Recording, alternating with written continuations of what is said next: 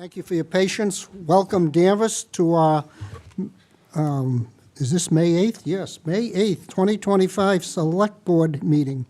Before we swear in Gardner, Kathy will do the pledge. Please join me.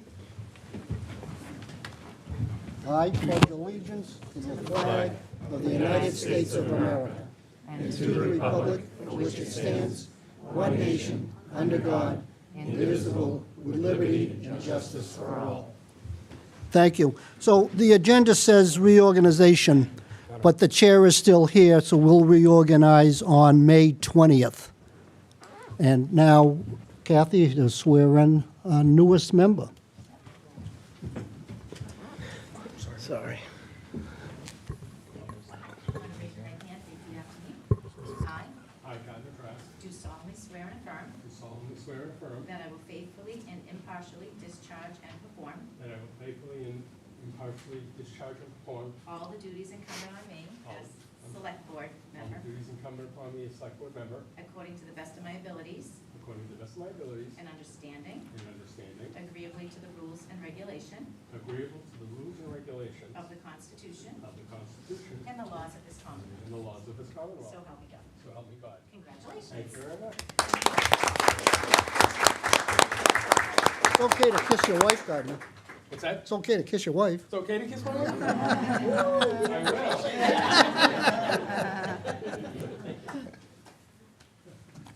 So, 5 Okay.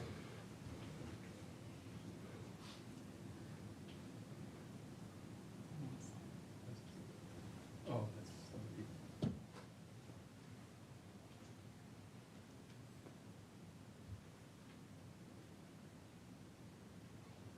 Thank you.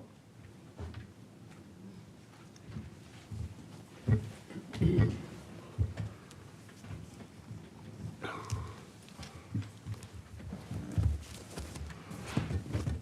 Welcome back, Gardner. Thank you very much.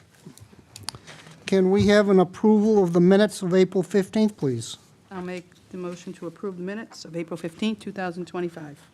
Is there a second? All in favor? Aye. Opposed? None, thank you. New public business, anyone with new public business? Mark, you want to go first? Sure, I'll go first. I hope it's new. It is absolutely new. I promised I wasn't going to bring up the issue, so I hope you will discuss it Yes. when the time comes. Thank you. My issue today is that I noticed on your consent calendar, you have a North Atlantic Airways off Burley Street, 191 Burley Street, gas storage permit that is going to be reissued. And I would like to hear from the applicant when the time comes. I don't care if it's today or not. But the issues at Beverly Airport have been convoluted to the point where they have gasoline leaks on one end of the airport, and now we're having a gas station, basically a jet fuel depot, on the west side of the airport. It's been there for a while, but I'm just wondering whether the conditions and the regulations have changed, and I would like to see the application and discuss it with the applicant. Clerk, is this a renewal of a permit? This is a renewal of 20,000 gallons of Jet A fuel. Do we know if the fire inspects the storage before the permit is granted? I would have to check on that. Would you? I'm not sure. I know they do inspections, but I don't know what the status of this one is. Okay, could we get an update perhaps? Sure. Thank you. The reason I'm asking this is because the current plans for the expansion of the airport and the hangar construction includes relocation of that particular gas storage facility, which is 10,000 gallons of fuel, jet fuel. So I'm just bringing it up because I'm very concerned about it, and I think we should be as a town. Thank you. Thank you. Tony?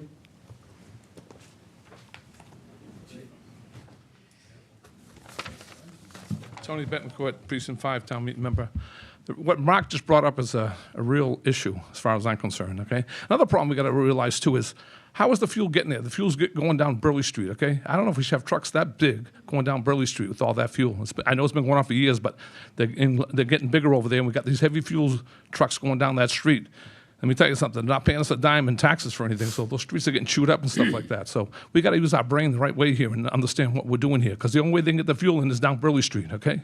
We got to turn Burley Street into no vehicles under, 2 tons or something like that, so anything over 12, that's what we should do there, because really, we shouldn't have a vehicle that Much size. larger than 2 tons, it's more like 20,000 That's what I'm trying to get. We should- 'cause is we- one restriction. With all the houses there and with the high school and everything else, Thorpe School, we shouldn't have a vehicle like that going down that street, okay? I really don't think so, okay? We got to look into that. Thank you. Thank you. Anyone else? Ellen Graham?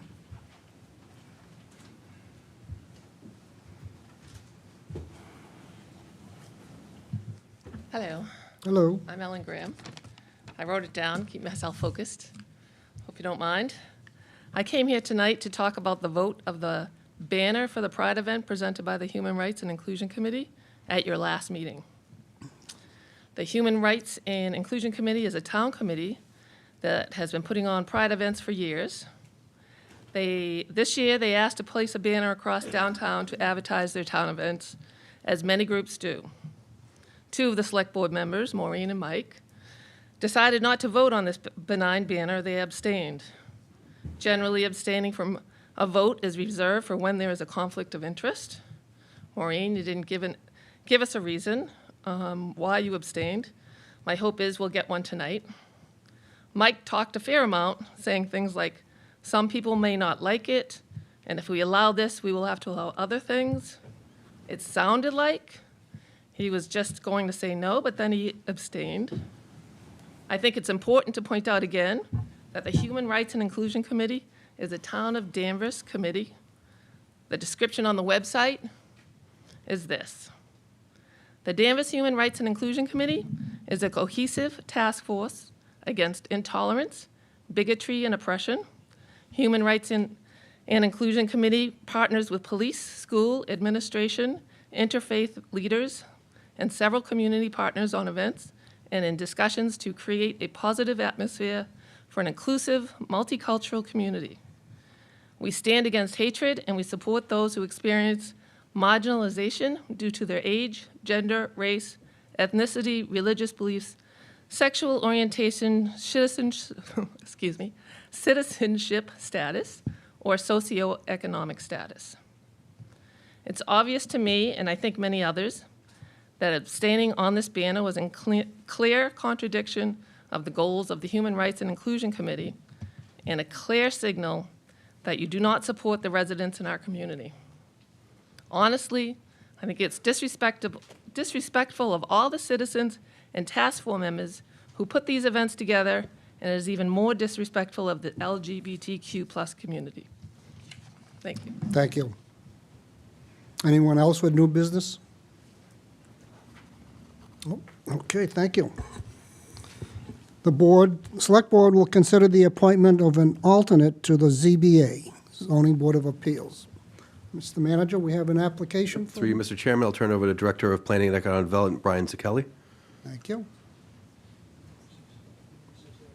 Welcome, Brian. Thank you so much. Good evening, everyone. The ZBA, unfortunately, is currently down 1 regular member and 1 alternate member. We've been looking for an alternate member for several months now, but then one of our regular members stepped down. So we unfortunately had to go very quickly in order to try to fill this. We then put out it should be up on the website now that we've been looking for both an alternate and a regular. We now have a candidate that used to be on the zoning board for many years, nearly 15, in order to fill the alternate member until we can get a regular member. So that is who is before you this evening, Mrs. Becky Kilborn. So I'll turn it over to her unless you have any questions for me at the moment. No, we'll let Becky get up and introduce herself to the folks at home, and Wonderful. some of the members here might not realize she was on the ZBA before, so she can give a little background, if she doesn't mind.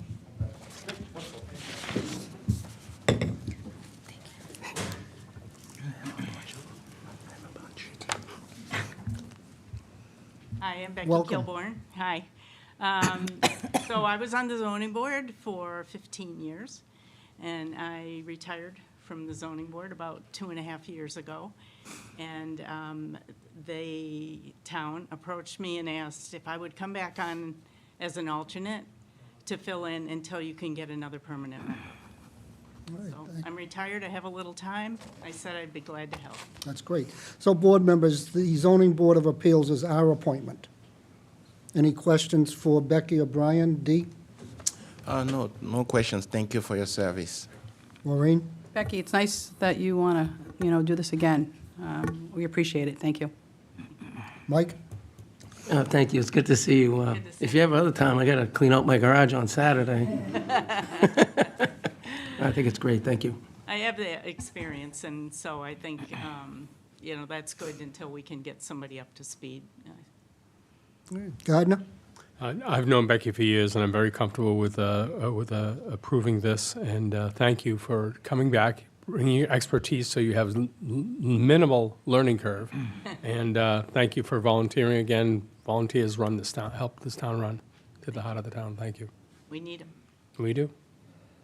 Is there a motion? Mr. Chairman, I'll move we accept the appointment of the alternate Becky to Zoning Board of Appeals. We're making the motion to appoint her. It's our motion. I'll second. Thank you. Thank you. Second? Any discussion? Hearing none, all in favor? Aye. Aye. Opposed? Aye. Thank you, Becky. Thank you. Good to see you again.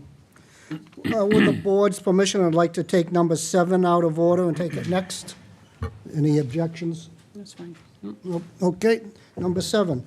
A public hearing will be held under Chapter 138 of the General Laws on the application of DoubleTree Boston North Shore, 50 Village Drive.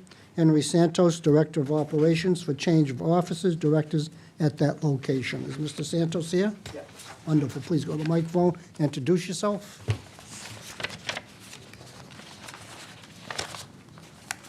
Hello, everyone. My name is Henry Santos, Director of Operations at the DoubleTree. I'm here for a change of officers and directors of operations that hold the liquor license for the hotel. Our new director, our new officials are Gregory Mundis, that's replacing Mark Opek, and Ali El Basuni, that's replacing Karen Kovac. Is the paperwork in order, Madam Clerk? It is. Okay. Questions, Maureen? I was just there last Friday at the North Shore Women's Conference. Nice. Yeah, no, I think as long as the paperwork's in order, I'm all for it. That's fine. Thank you. Mike? No questions. Thank you. Gardner?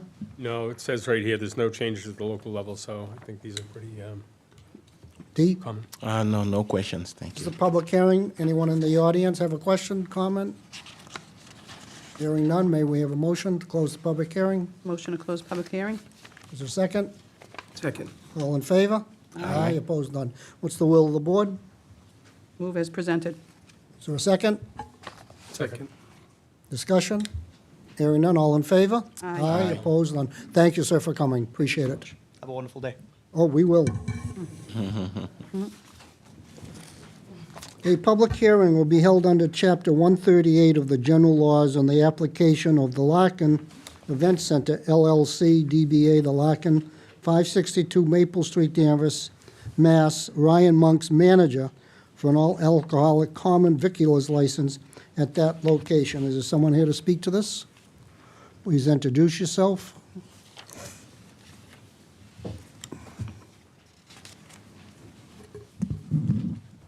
Good evening. My name is Bonnie Carr, and You I'm look the familiar. Director of Workforce Development at Essex Tech. Thank you. My name is Ryan Monks. I am the Director of Facility Farming Grounds at Essex Tech. Thank you. So, board members, before we start, I just want to bring your attention to a couple of points that in our liquor license guidelines, regulations on page 3, and I just need to have the clerk confirm, we're supposed to have floor plans which include any build-outs, interior walls, bathroom, kitchen, bar, equipment, seating, entrances, exits, windows. I don't see a floor plan that fits that description. I provided the floor plan that was given to me. Right, and I don't see the floor plan that's Hold on. required. Let me take a look. What and this see. is Wait a a minute. safety. I do have more. Hold on.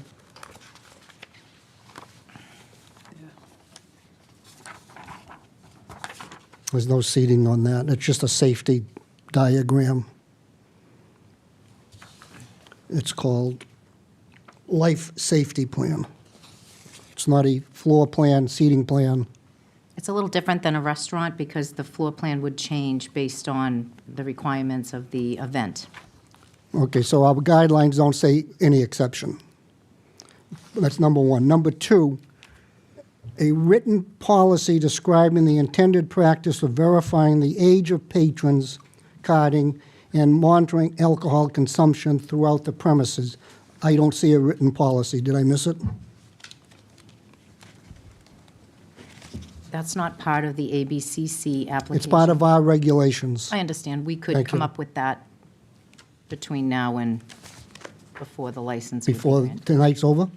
No, I don't think so. Okay, I, ABCC approves certificate of insurance. They did provide a certificate, but it doesn't say insurance. I do have a certificate of insurance that was provided in my application. Okay, we did not get a copy of that, but okay, thank you. Right. That's from who? This is, they're partnering with Vinwood Food Service and Caterers, so they have put the Larkin Center as a certificate holder on their insurance. Okay, so that's 2 points. It's not ABCC approved, one. Two, you mentioned Vinwood, so now I have to disclose, as Vice President of the Historic Society, we have weddings at Glen Magna. Vinwood Catering is our not only preferred caterer, our only caterer. While I do not sign any contracts with Vinwood, I'm disclosing that I do have a, it's not a conflict, but I have a business interest with the Historic Society and Vinwood Caterers. So, board members, how would you like to proceed? I've pointed out 3 items that are missing in the application. How do you want to proceed? Mr. Chairman? Yes. I'd suggest that we go through a discussion of what our individual concerns and the neighbors' concerns may be so that they could be prepared if we do not act tonight to come back with informed answers. Is that agreeable with the other members? Or any disagreement? Yeah, I just had a question. When the event's being taken care of, We're not doing questions now. We're talking about Okay. how we're going to proceed. You wish wanna to just proceed tonight. Table it? That's until an we- option yeah, too, so We could table it. that's the opposite of what Gardner said. Dee? I think having a discussion so we can have a more informed answer would be appropriate since the applicant is here. If we have specific questions or things that we want them to provide, it would be wise for us to let them know. Thank you. Mike? Yes, discussion. Okay, very good. So that's the majority. We will continue. Go right ahead. Thank you. As many of you know, we recently completed the student-based project of the Larkin Event Center. The Larkin is a multi-use space designed to enrich our students and the broader community. It will serve as a hub for community meetings, gatherings, showcasing of historical artifacts, and recognition of our rich agricultural heritage. The Larkin will support our career technical and agricultural programs by offering our students an upscale, hands-on environment in which to develop industry-related skills. As a hospitality training center with a fully equipped service kitchen and event space, our students and adult learners will gain a deeper level of skill in hospitality management, event planning, and culinary arts.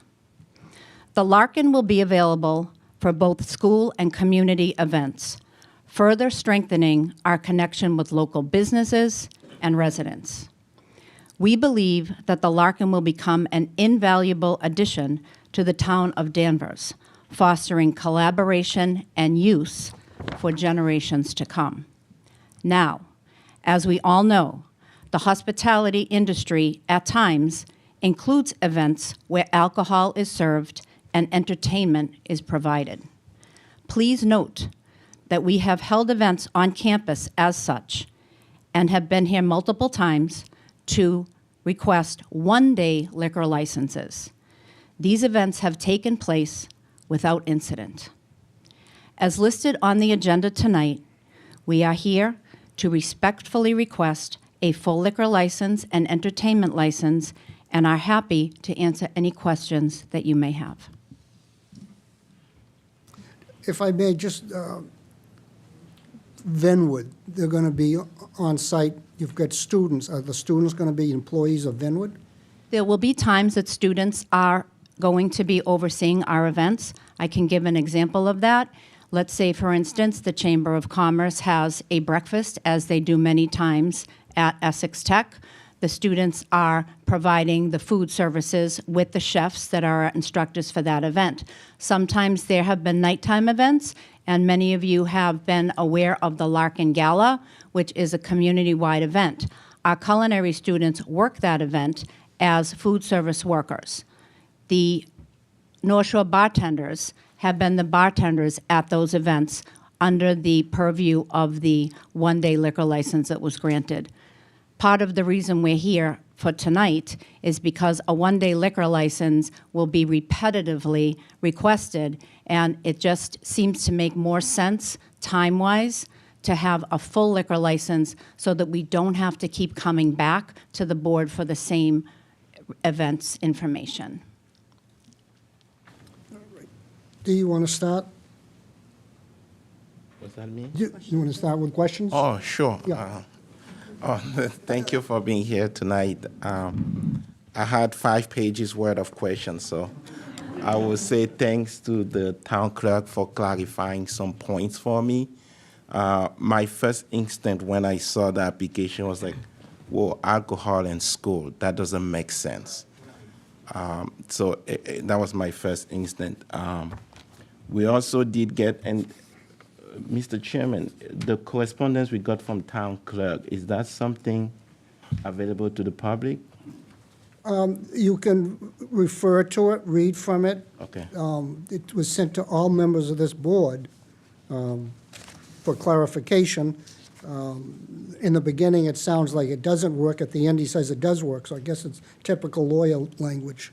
Yeah, because it wasn't clear to me. It says Chapter 138, Section 16C, prohibit the service of alcohol within 500 feet from school or church. But then it also says that, but in this case, the school is the one asking for the license. It's not a third party. And it sounded like we are able to. Let me clarify, is that Venwood is a third party? Venwood is a third party in the planning of events, but the Larkin has been established as an LLC. So it is separate from the school district itself. Okay, okay. And part of me also said, I mean, we trust you with our kids 9 months a year. So I do trust the school, I trust their due diligence, and I think that they will do right by our children.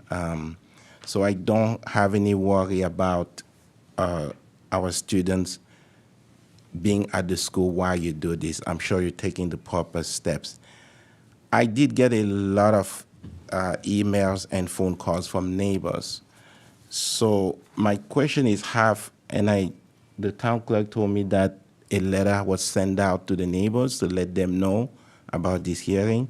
Has the school done anything to speak to the abutters about this project? So we did receive information of a phone number from 2 different abutters, one to whom we spoke, and the other person I left 2 messages with our phone number for a return call. But in the packet that is available to everybody in this room who may be in a butter or has a concern about the Larkin Center, there is an invitation in there because we would like to have a neighborhood community open house so that the neighbors can come and see the event center, maybe ask more questions if they have them, and also they will be able to see the culinary students in action in the Larkin Cottage, the Larkin Event Center. Okay, so that neighboring thing is to come. It hasn't happened yet. It has not happened yet, so we put out an invitation. It's in the packets from May 22nd. We actually spoke to one of the neighbors, and we went back and forth about what would be a good time to have the neighbors come in, because it's part of their community in a way, that we want to have them see the space and kind of get an understanding of what it would be used for. Okay. And I do have one thing that I'd like to just read about one of the concerns that you had brought up, and many, many people do bring up this concern about the culinary students being in the presence of alcohol. Okay, and they would think that it was unsafe at events. But I do have a response for anybody that doesn't have it that I would like to read, that we kind of put together, because that is one of the major concerns that we do hear. We completely understand and respect these concerns. However, our culinary students are trained young professionals in food service, and many of them already work in local restaurants that serve alcohol, including within the town of Danvers. Every student working at the events in the Larkin will be certified in Serve Safe Alcohol, which is a national certification, ensuring that they understand the responsible handling and compliance with all laws. More importantly, our students will not be serving alcohol. Their focus will remain on their culinary responsibilities.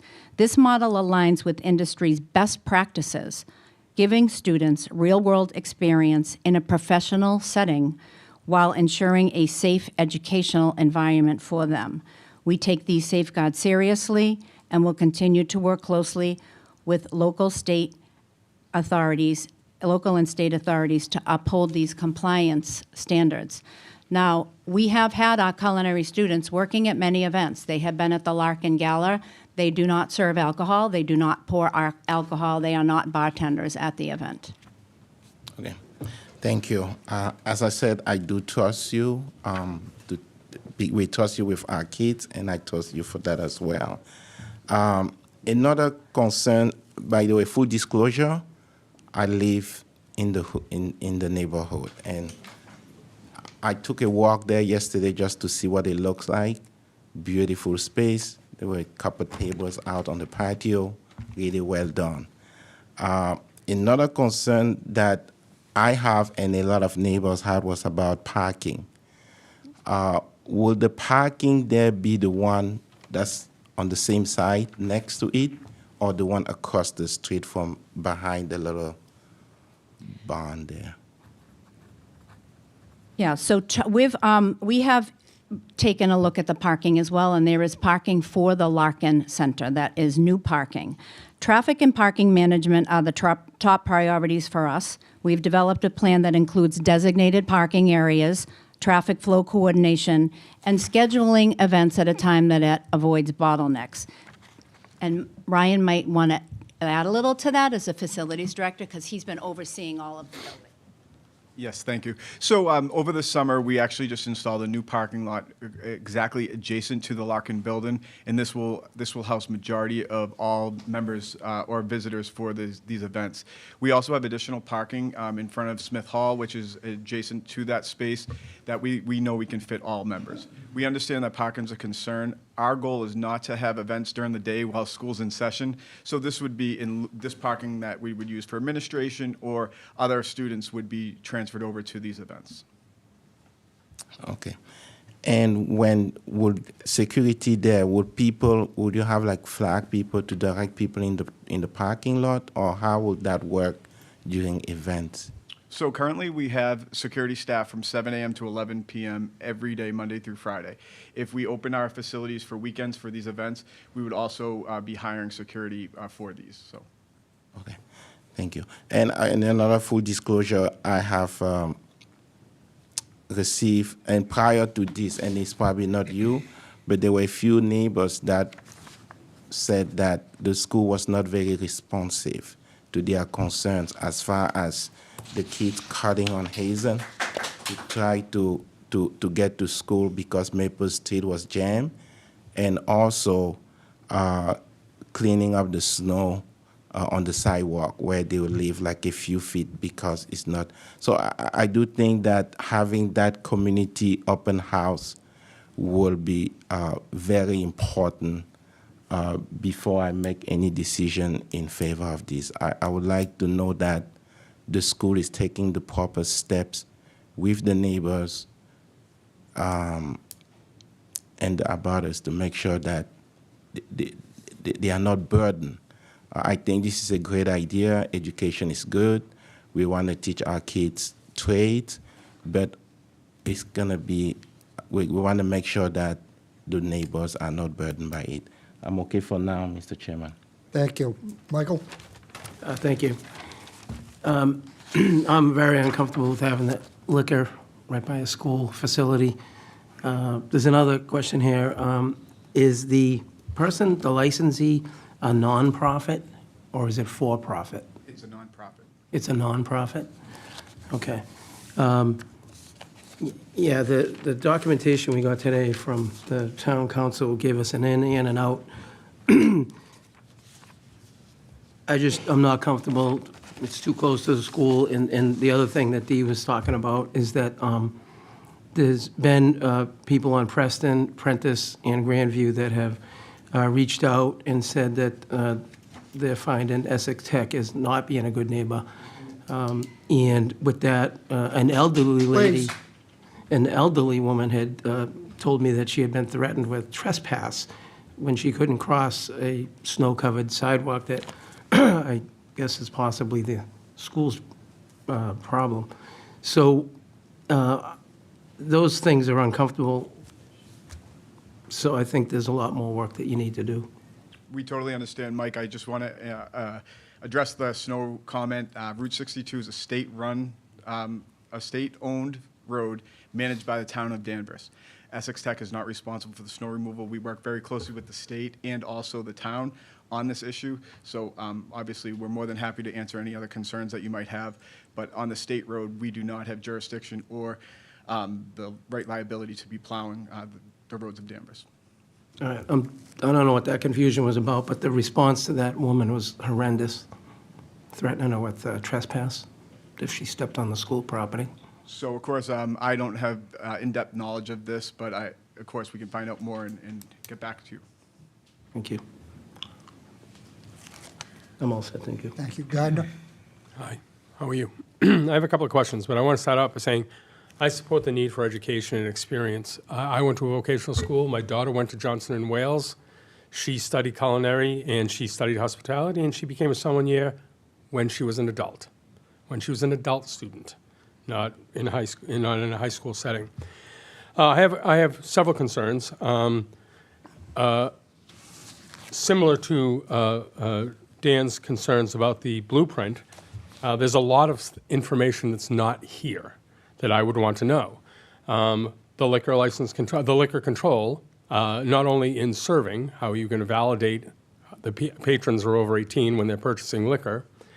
I have a concern that you have an outdoor area, and I have no idea how you're going to control liquor service and liquor consumption in four walls. I understand it pretty clearly. But if you have an outside patio, does the outside patio have access to the grounds? Does it have stairs? Can people pass things back and forth?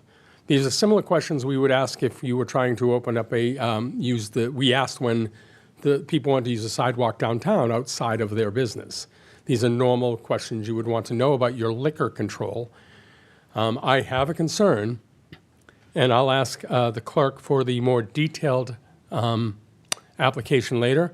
But the detailed application goes through who's going to be getting the liquor license, who's actually named going to be on there. And if you're suggesting that's Vinwood Catering, that's your discussion to make.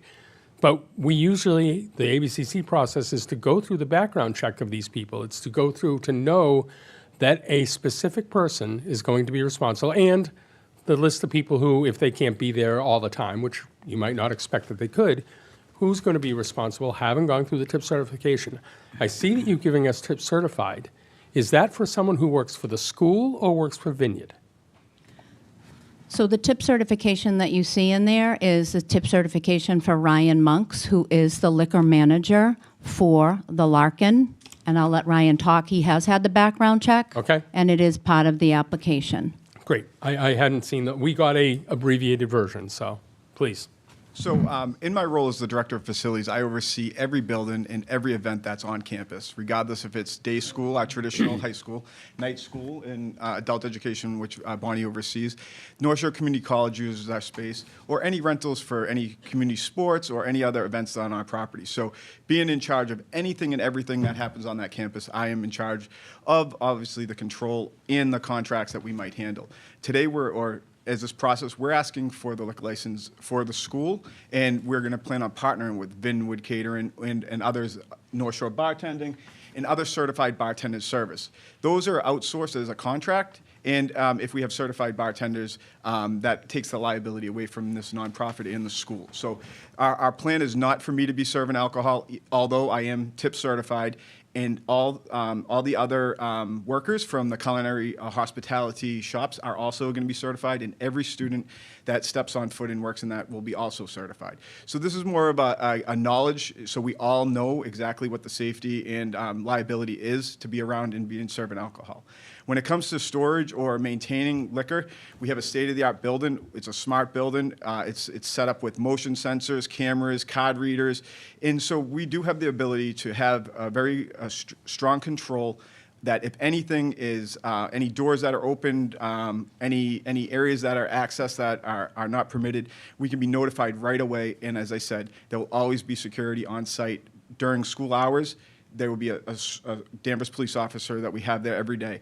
And then outside of that, we have 4 security officers, 3 which are retired corrections officers who are very well qualified on the security side. So, with me, with the team that I have to support me, I feel confident that we can keep this safe and secure. Yeah, I hope I wasn't clear in my question. My question is not about the security of the building. My question is not about the security of people wandering around where they shouldn't be. My question is about liquor service and controlling the liquor service itself. When you plan on an outdoor patio with a fire, a fire pit, and you're going to have people outside, it's a very large patio. It's 2,100 feet. It's almost as large as the interior space that you're going to occupy. So you're almost double in that case. And just for the board's consideration, people's consideration, just to put it in perspective, they're looking for a seating capacity of 200 people inside the interior walls, according to the application. And if I get any of that wrong, please offer clarity. And it's basically the seating area. The entire area is 8,000 square feet, but that's including the basin, it's including service areas, bathrooms, so on and so forth. The actual sitting down in the hall area, and I'm going to call it a hall, I don't mean any disrespect if you're not like that, is 3,000 square feet. Now, to put that into perspective, that's larger than the Polish Club main room. That's as large as the bottom floor of the Danvers Port Yacht Club when they open both sides. And it's about 35% of the ballroom. So just letting people have in their minds a perspective of how large we're talking. This is not a small venue at all. My concern is, again, with liquor control, I'm actually not worried about you would not let students serve. That would jeopardize your license. I'm not worried about that. Telling me they're tip certified, they're not 18. They don't do service. They don't do, I'm not thinking that's calming my concerns. They're not serving. They're not touching alcohol. They wouldn't be there. Yeah, I agree with you. It would be you hiring Vinwood. I have a concern about that. You're telling me you're tip certified, you're there on all the events that are from outside. Are you going to be the person there? Are you going to be at every one of the events? Yeah, I don't think you can commit to that. Or a delegation from our team, yes. And is the delegation from your team all tip certified? Anybody who works in that facility will be tip certified. Okay. My concern is we know about you, but you're telling us you're not doing liquor service. You're not controlling the liquor. You're not controlling the sales. You're not controlling the stock. You're handing it off to another third party. I have a concern about that. And it's something, I'm offering these thoughts so that you can come back to us if we decide to table or don't decide tonight, so that you can come prepared to help me relieve those concerns. I also have a couple of other concerns. The neighbors, obviously. I saw a nice Larkin Event Center potential concerns and responses. How many neighbors participated in this? So I was given the phone number of 2 abutters who had some questions, and the one woman that I spoke to, we went through these questions together, and some of the answers are what we reached together. The other abutter, I called twice. I left my phone number twice. I thought maybe there might be some people here that had questions, and it could be a way that we could kind of get ahead of a question that another abutter has already asked and that we've answered.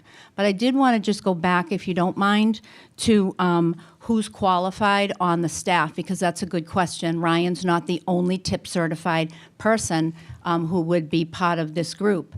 The superintendent director is tip certified. She also is certified in Serve Safe Alcohol and Serve Safe Food Management.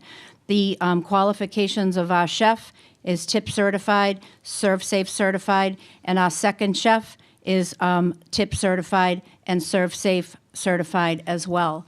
So there are qualified staff members who are in the hospitality industry and in the culinary industry who maintain those certifications for their professionalism. Granted, and I appreciate that, but they're not going to be on the floor that night. If the chef is there, he's going to be in the back in the kitchen. He or she are going to be in the back in the kitchen.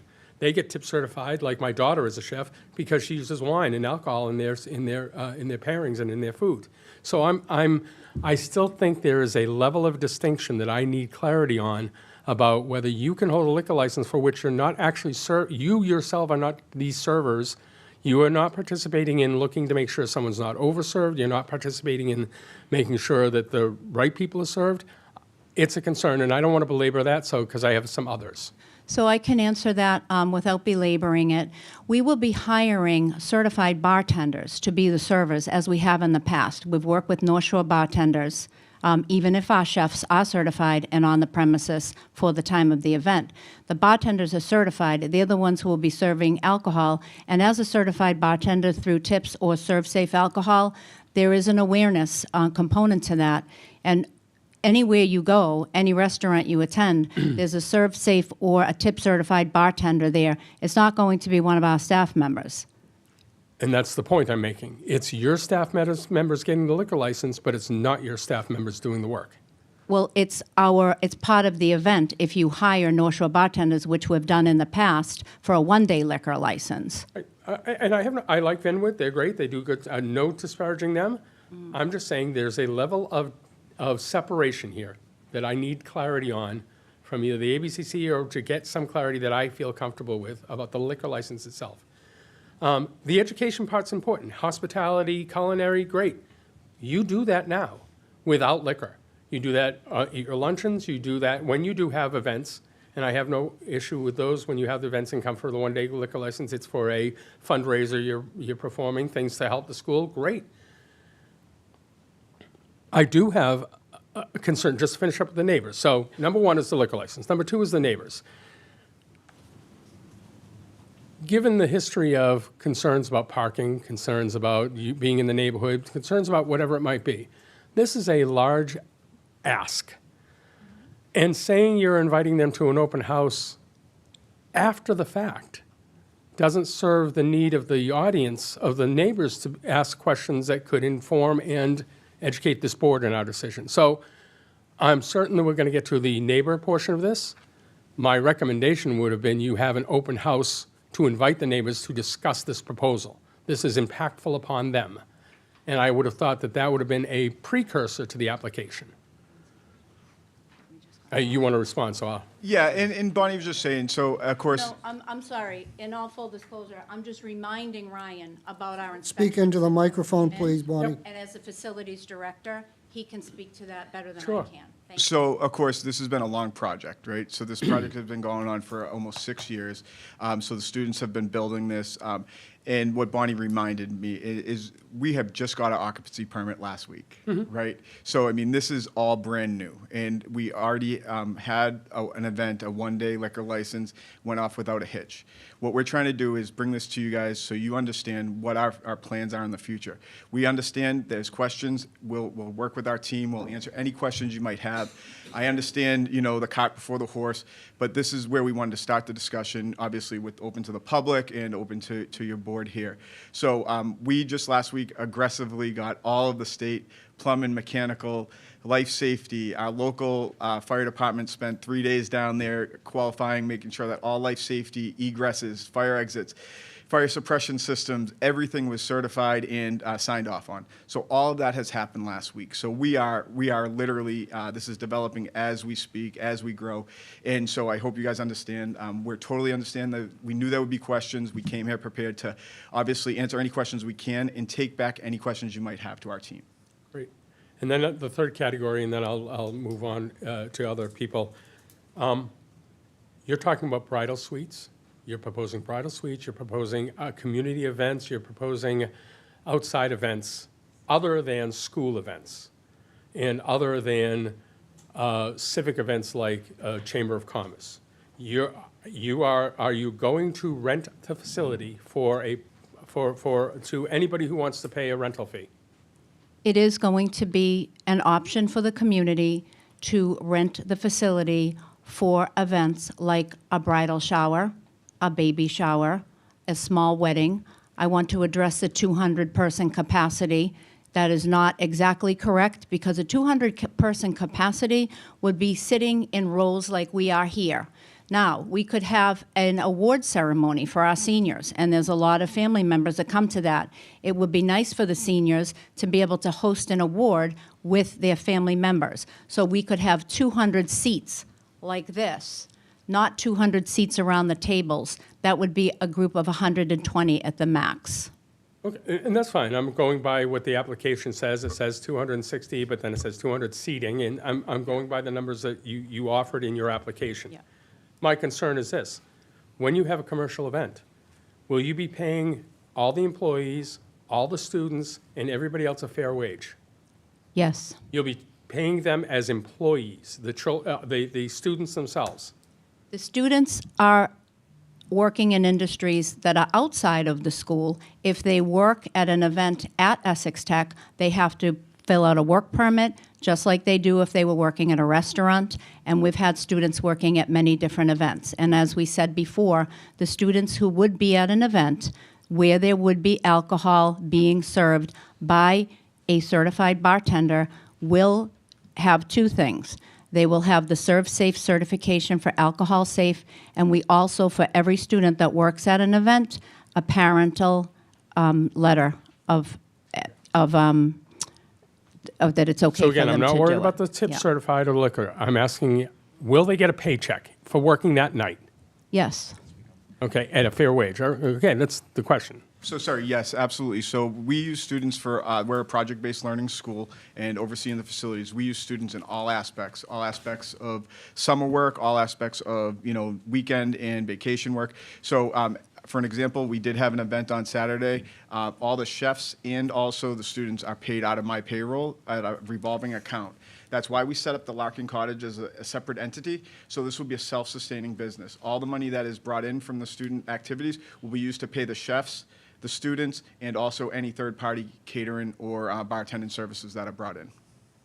And nonprofits aside, the school itself is tax exempt because it's an educational program. And this is, I'm going to say that this has come up with other tax exempt parties in town. I'll give you some examples. I have reached out to the town clerk to find out from our legal representation if the use of a tax-exempt location is for commercial use, that opens it to be potentially has tax ramifications, that you may have to pay taxes on those to the town of Danvers because it's a commercial entity. This has happened at a local church on 114 who was selling hardwood, and we had that issue. It's happened at MGH Hospital where we engaged in a pilot program because MGH, while it itself is there for medical purposes and tax exempt. They were using portions of the building for non-medical purposes. This isn't about the school itself. It is about the opportunity that you're actually going to be competing with other businesses in town, and I want to make sure we have a fair and level playing field. So I totally understand. I just want to speak on that a little bit. Our output at Essex Tech is not profit, it's education, and that's what we're asking for here. So I totally understand, and I hope you guys understand we're not here to make money. This is not the intent. It's to expand our culinary and hospitality for real-world experience. Notable and laudable, but still it has an effect on the taxation status of your relationship with the town and on the other businesses in town as well. And of course, we would work with you on any of these tax issues. I mean, we fully understand. We're not trying to skirt under or do anything quick. So if that's the wishes, we'll work through that with you and work to it. So those are my three concerns. My concern is getting together with the neighbors ahead of time and getting, you may not get 100% agreement. I wouldn't expect you might, but thoughtful just dialogue with it before we approve, not after we approve. And concern about the liquor license authority, who it's going to, and concerns about commercialization. Thank you. All set, Gardner? I am, thank you. Thank you. Maureen? Yeah, I think it's beautiful, but I do share the same concerns as everybody, you know, with alcohol being on school premises. You know, it is a concern, but you have explained that. I like what Gardner said about having the open house before for the neighbors. I think you said put the cart before the horse. I think that probably would have been a better idea, because then the neighbors could talk about the traffic. You could show them the traffic, the parking. You know, we've had other complaints about the school cutting through the neighborhood. And the other thing is about the noise. You know, the neighbors might be concerned with the noise with that too. So I would probably like to see this come back too. Thank you. So specifically, what hours of operation are you asking for? Typically, when we give a license, there's hours. We know what the closing time is, the days of the week. So do you have specifics? So within some of the questions and answers that were in the packet that we gave out, we want to be respectful of the neighbors, and the events would be closed. Any kind of entertainment would end at 10 o'clock, not any later. The event, we could say until 11, just because people would be working there cleaning up. But the alcohol will stop being served on a weekend night at 10 p.m. at the latest. So typically, we ask a restaurant, a bar, to stop serving half hour before closing. So take that into consideration. We can do an hour. Stop an hour before, 9 o'clock? 10 o'clock. If the event was scheduled until 11, this is what we've had with some of our other events. It would be scheduled till 11, but the entertainment and the bar closes at 10. Okay. Days of the week? Those events would mostly be scheduled probably for a Saturday. We don't have any events on our calendar. We haven't advertised anything about an option for a center, because we want to make sure we get all of our ducks in a row before we do that. There could be an event in the afternoon or breakfast for the chamber or some other local organizations. We do partner with some of our town managers to have their meetings there. Those wouldn't necessarily be alcohol-based, but they could be taking place in the Larkin. So you keep mentioning breakfasts. I've never been to a North Shore business breakfast where alcohol is served. No, there wouldn't be, there would be a breakfast wouldn't have alcohol, no. Right, so there would be a beginning time to start serving. So you want to think about that. No service before such and such an hour. Right. So that, what I'm trying to do is focus in on when you expect to have events and what the hours of operation or service will be. If I could. So I think our goal is not to have alcohol events during the week, absolutely not during school hours. Right, and I think that's what the neighbors want to hear. Yes, absolutely. So most likely it would be after school, weekends, school vacations, things like that. So when you talk about the hours of serving, we could absolutely put that together so you guys fully understand that. But I think what Bonnie was sharing is that this center is going to be, this is a lot more than alcohol-based, right? This is a community center that's going to be used hopefully every day by different groups in the community. So I didn't want you guys to be confused. We don't plan on serving mimosas at the chamber breakfast. But understanding that if we did have a private entity or a group that wanted to come in on a Saturday or Sunday or school vacation for breakfast or brunch, that's something that we might entertain. Okay. And while we're not on the next issue of the entertainment license, you're applying for 7 days, so I think you want to clarify that as well when you come back.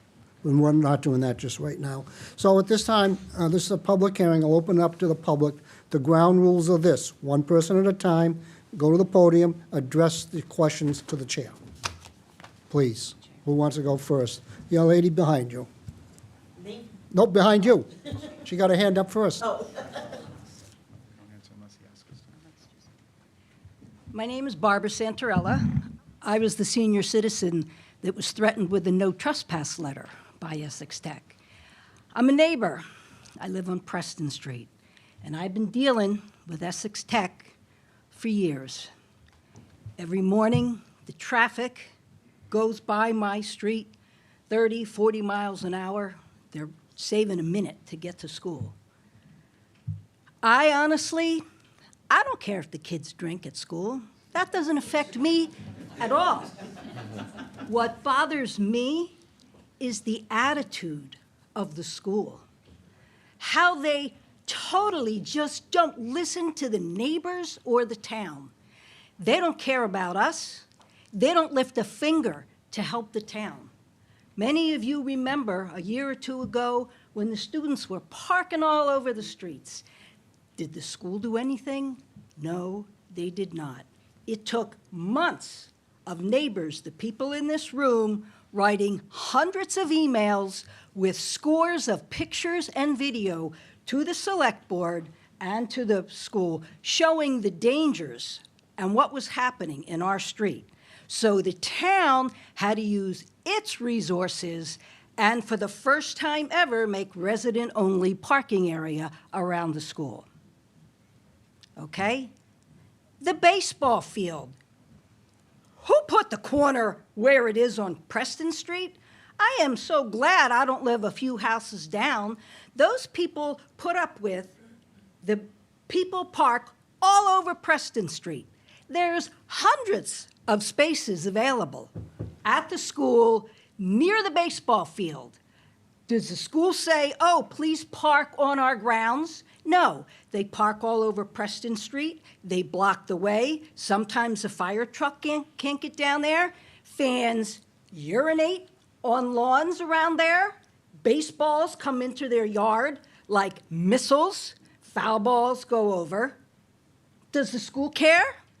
No. I've written to the guy, the athletic director, saying, hey, can't you just have your people park on campus? No, I don't get any response. No, who am I? No.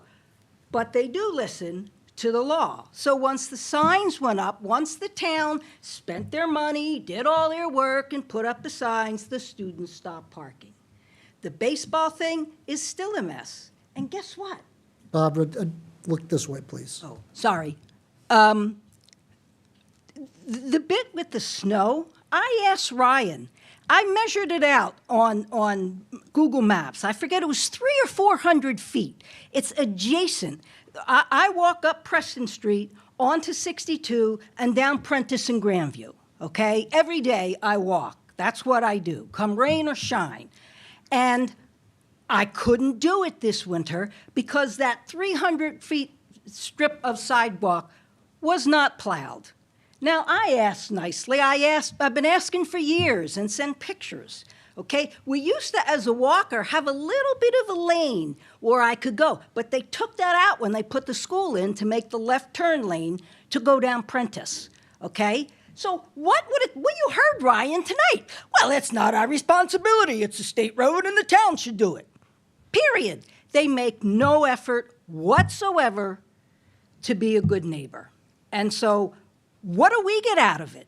What do the neighbors get out of it? More traffic, more noise. So doesn't make any sense to me. Why should we do anything at all for that school? And that's all I have to say. Thank you. Thank you, Barbara. Next. Yes, ma'am?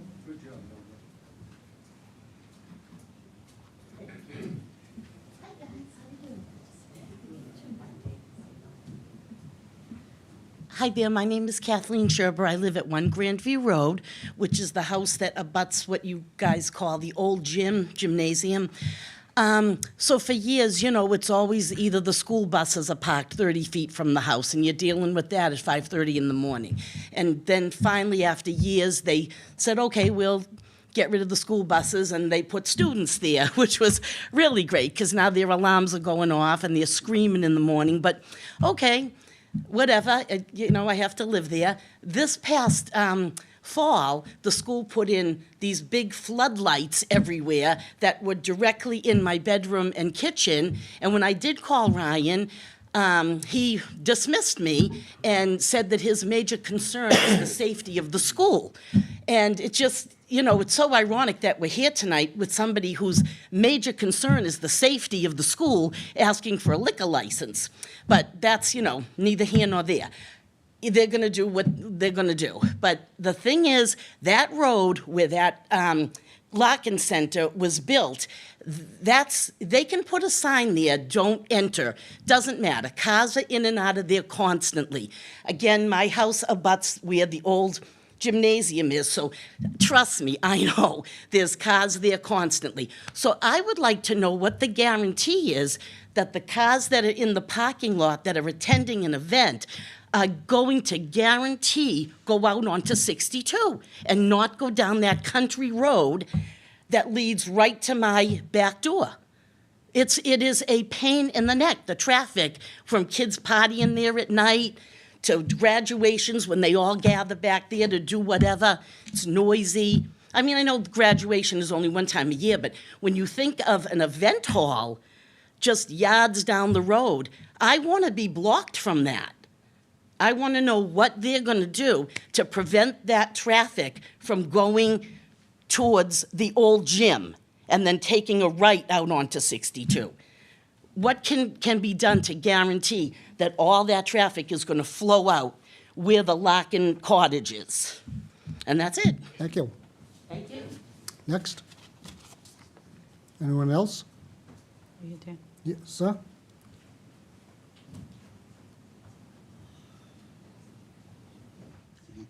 Hi, my name is John Tivden. I live at 8 Prentice Road. Welcome. A quick concern. I don't understand why they need to store alcohol in a building that might not be monitored all the time. I know he said they got cameras and card readers and all that stuff. I think we're looking at something that might cause some trouble down the line. It is still, I know it's still a school property, and you're going to be storing alcohol there and stuff like that. When I used to work for the company I worked for, I ran a lot of events. And when we had a caterer come in, the caterer was licensed. They had a bartender, and they had servers that could serve alcohol, and they stocked our bars. I don't know why they couldn't do or think about something like doing something like that. When there was it Vinwood? You said the name of the caterers that you guys use. Do they supply alcohol? If you were to ask them. They supply alcohol, and it's locked up in the cottage on the property at Glen Magna. You do that, yeah. Okay, you have no troubles or anything like that. But that Glen Magna isn't really a school, you know, Right, with it's kids not. on it. You know, It's a historic building. Yeah, I'm just thinking that, you know, they're a kid. I mean, I don't know if. Well, you asked, I'm just telling you what we do. Sure. Okay. All right. Well, that's just my concern. That's all I'm thinking about right now. After Okay. a lot of my questions were answered Okay. through them Thank you, anyways. John. But that was it. Okay. Thank you. Anyone else? Yes, ma'am?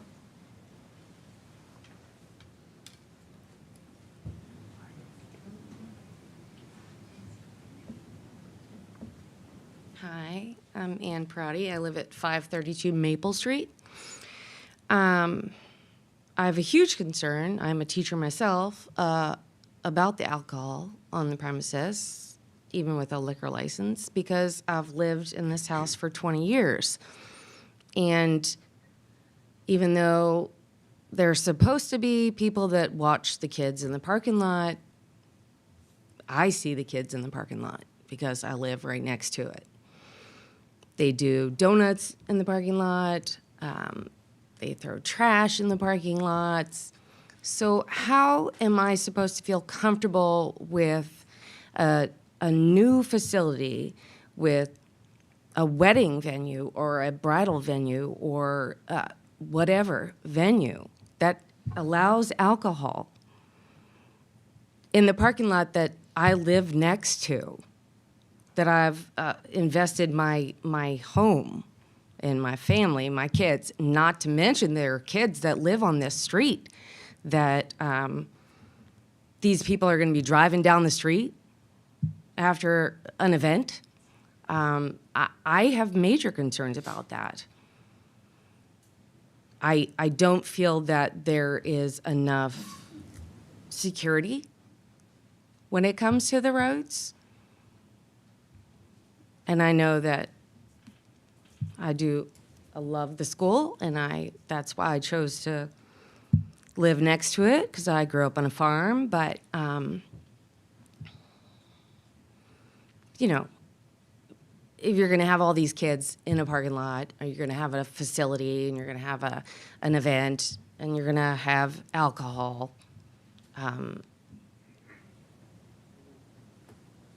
it probably should not be on Route 62 next to all these homes with kids. I just have a lot of reservations about that. And the sound. So, thank you. Thank you. Anyone else?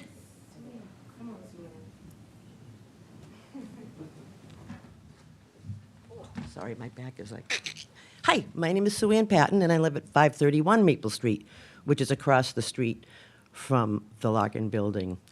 It is a beautiful building, and, you know, I've been up to the school for lunches, and the kids are all really great, but my concerns... You know, I guess I don't really quite understand how this works. The building is built by the kids in the school, and the school owns it, but now they're going to have a venue there, and it's going to be kind of like private, so they're not going to be responsible. I don't know. It kind of baffles me how this is going to work. For one thing, in this little paper that we got says, you know, it's going to be limited to 120 people. Well, it doesn't sound like that it's limited to 120 guests inside a building that is serving alcohol with minors, well, not minors, but, you know, young kids that are there, you know, whether they're serving food or whatever, they're there, the alcohol is there. There's no other schools around the area that allow alcohol in school. I mean, I took a mixology course at North Shore Community College years ago, and they couldn't even bring alcohol into the school. So what makes this so different? Why does this particular school get a 7-day liquor license with a 7-day entertainment license? Now, I know they have that big area outside. If you're going to put 120 people in if it only fits 120 people, then you're going to have entertainment. Where are they going? Are they be on the roof? You know, I mean, they're going to take up space. The building Is that entertainment the gonna be building is outside? large enough for 264 people, I believe. Right, so That that's a pretty includes the big venue. bartenders, the Yeah. caterers, et cetera. Right, that's a pretty big amount of space. That can hold a lot of people. The parking, I mean, I'm right across from the parking lot. I dealt with the school bus thing for years, trying to get responses from quite a few people and not getting them. Well, finally, they moved the buses, so we're out of that mess, thank God. But I think this is going to add a lot of traffic. It's going to add, you know, you've got sports going on the weekends. You've got baseball, you've got soccer, you've got football, you've got all other things with lots of young people around. And these people are going to be in this venue being served alcohol. And I'm not saying they're going to barrel ass down 62, but you never know. You know, I think it's a safety issue. It's a big venue. Now, when They won't, when there was talk in town about, the possibility of the barn at Endicott Park turning into a wedding venue, that was shot down just because of the fact, as far as I know, because of children. Well, these are children in this school. There are children in the neighborhood. The traffic is horrendous, as it is already. 240 comes in the afternoon, and don't go anywhere near 62 when those kids are coming out of that parking lot, because it's the wheels, the trucks, it's a big to-do, and if you complain, nobody listens. We're neighbors. We've been there. I've been there since '85, and nothing's changed. They've never contacted us. We know that this has been in the works for a long time, but there's never been any communication with the neighbors about this. So we kind of almost feel like it's like, okay, so these people are doing this. The school, it's a wonderful school, don't get me wrong. But it's like, okay, is this a done deal? Because we've heard, nothing about these plans of, it being, it's a school thing, but it's not really a school thing because they're an LLC, and this one's, they're hiring this one, and they're hiring that one, and they're not going to be responsible. So what's the deal? It's pretty concerning. And the big thing is the alcohol. No school allows alcohol, and I don't think it's right. That's it. Thank you. Thank you. Yes, sir. Sorry. Hello, everyone. Luis Velasquez, Precinct 7. And my question is so much about the alcohol in the kids. However, the potential conflict of interest between the preferred caterer, which is Vinwood, I believe, and the liquor license. So by what I gather, the Larkin is going to be an LLC, independent, so like nonprofit, create their own space, their own revenue, so the kids just keep on learning and keep on moving forward, and the place is self-sustainable, which is obvious, admirable. But the liquor license, like Gardner said earlier, who's going to be on the liquor license? And if the space they're looking to do, it's a welcome for everybody, so you can bring your own cake if you like, because they have their own liquor license. However, earlier, I believe that the preferred caterer was Vinwood. So well, that means that even though the LLC, Larkin, has the liquor license, they could only be used with Vinwood. What if I want to rent the space to bring my own cake with my own friends and throw a party for my birthday? Can I do that? I have to hire only the Vinwood. So that would be my question. Thank you. It's a good question. Bob, you want to answer that? Are you going to only use Vinwood, or can a guest bring their own caterer? And there's no right or wrong answer. No. What is the answer? There is not, I hope. Okay, so anybody that would like to bring their own cake to an event, that would not be something that would be not allowed because Vinwood was doing the catering, nor would it be something that we would say no to if our culinary students were hosting the event and doing the work with the chefs. So this is a work in progress for everyone, but when you meet with a customer potentially to have an event, usually the person that is working for the event tries to work with the customer. There are certain things that the customer would want, a certain kind of cake, a certain color napkin. Could I have a violin in the building if I had my own entertainment? Could I bring someone in? These are all things that will be worked on by a case-by-case basis. So there is some flexibility for that. Thank you. Anyone else with questions? In the back? Saw two hands go up. Who's getting up? Go ahead, sir, please. No, go ahead. Ma'am, I call on the people to speak, not you. I'm sorry, I was just trying to be polite, sir. It's still through the chair. Go ahead, sir. Hi, excuse me. My name's Ed Fallon. I live on Hazen Avenue. When I first heard about this being related to school events, civic events, sounded like not a bad idea. Now I understand that it's open to private events. I keep hearing bridal showers, whatever.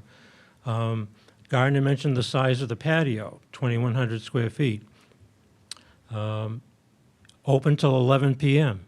Entertainment. There are houses, I know it's on a state highway, but there are houses next door and across the street, down Preston Street. We can hear I live on Hazen Ave, we can hear the public address at football games from my house. The sound travels. So I'm thinking, and I haven't heard much about this tonight, I'm thinking Saturday night, open till 11 o'clock, outside on the patio. If there's a 2,100 seat patio outside, square foot patio outside, there's going to be entertainment out there. So I'm listening to a band or whatever till 11 o'clock at night on a Saturday night as well. So that's my concern. Right, they said they would stop at 10, entertainment and No, serving. They're stopping service at 10. And entertainment would stop at 10 too. Okay, we'll see if that happens. Well, we'll decide that. Barbara will be there with the stopwatch. Good. All right, ma'am, are you ready? Are you ready? My name is Kelly DeYoung-Donlan. I am a resident of 592 Maple Street, so I'm a direct abutter to Essex Tech, also formerly known as the Aggie. I've had the privilege of living next door to this amazing school for 27 years. I'm also a certified career tech educator and a registered nurse who is board certified in school nursing. I have significant concerns about this proposal. And just a couple of questions about the umbrella of career tech education that I've been hearing this evening about how the children are going to be using this as an educational experience.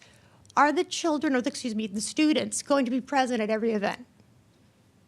Are the children going to be having a curriculum-based objective learning program when they're at this event? I think that there's a large umbrella for a wedding venue in a residential neighborhood.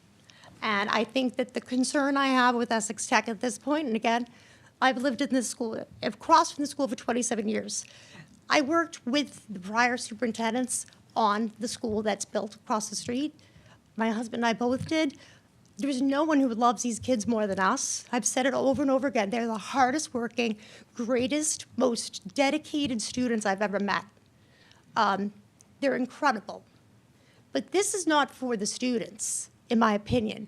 This is for a venue that is outrageous in scope.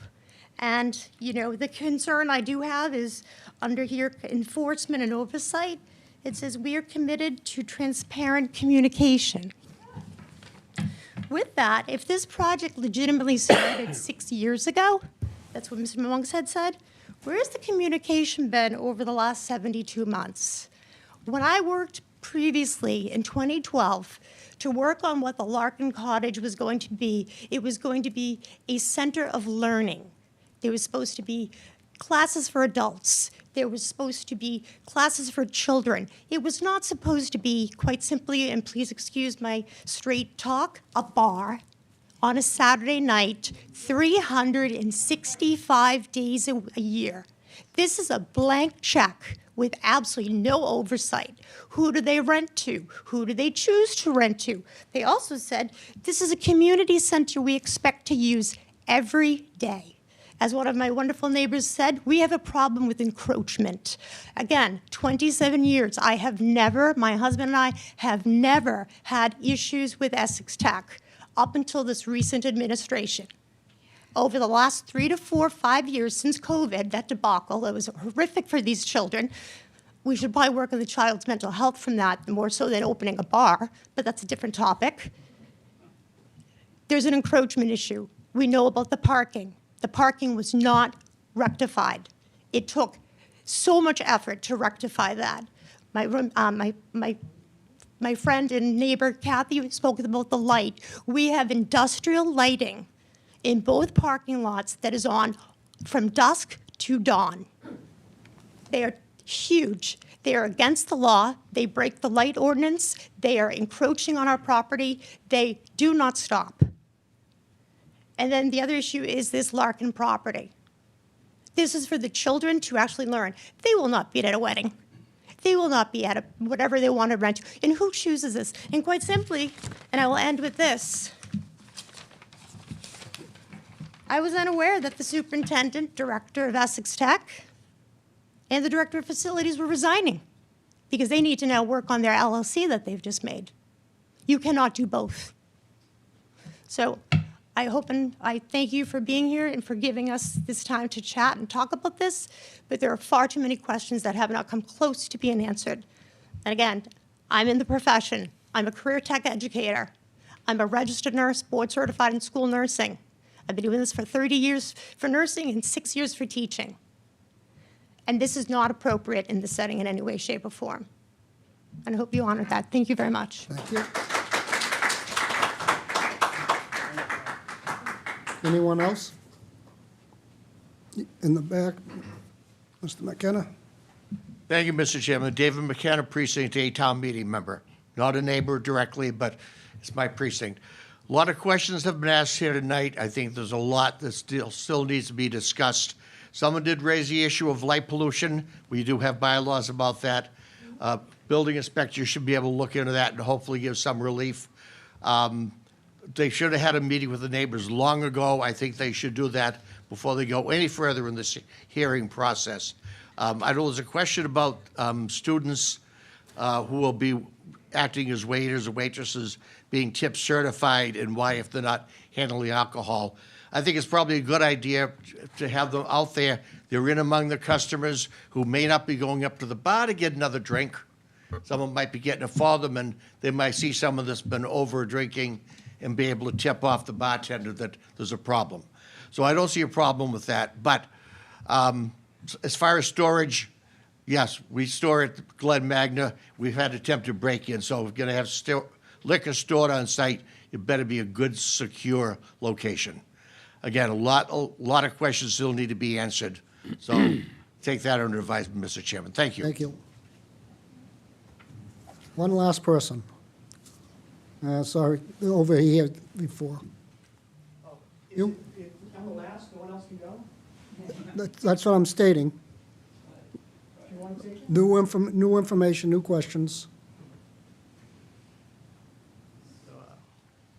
I'm John Donlin, 592 Maple Street. The applicant has changed 5 times tonight. I've heard the applicant as the school. I've heard the applicant as a LLC. I've heard the applicant as a DBA. I've heard the applicant as Vinwood. Okay. So I've also heard it as a nonprofit. And the LLC is not a nonprofit. That would have to be registered as a nonprofit and approved as a nonprofit. This is a limited liability corporation with Heidi Riccio and another person from the school as the managers, not Ryan Monks. Okay, that's the entity that's applying for the license. Right? Can a DBA apply for the license? I don't know. So that's one thing. And I believe this is going to be a full-bore, for-profit enterprise. It's not a nonprofit. It's not registered as a nonprofit. It's registered as an LLC. I put forth minutes from the Essex Tech website to this board on Friday, which showed their intent to derive revenue from the operation. On Monday morning, when I went into Town Hall to receive the application for the liquor license, Essex Tech had removed those minutes from their website. I would like to see if somebody can go on record tonight and read those minutes. It's a short paragraph, and you all have it. Thank you.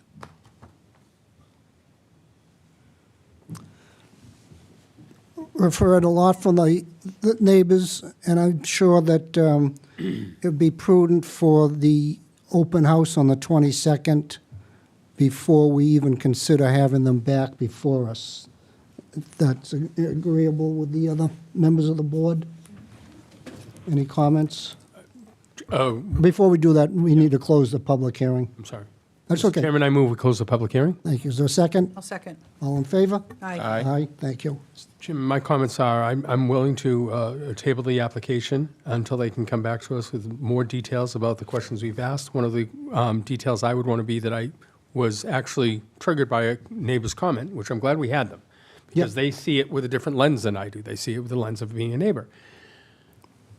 That is, the outside space is large. You could put 50, 60, 100 people on that patio.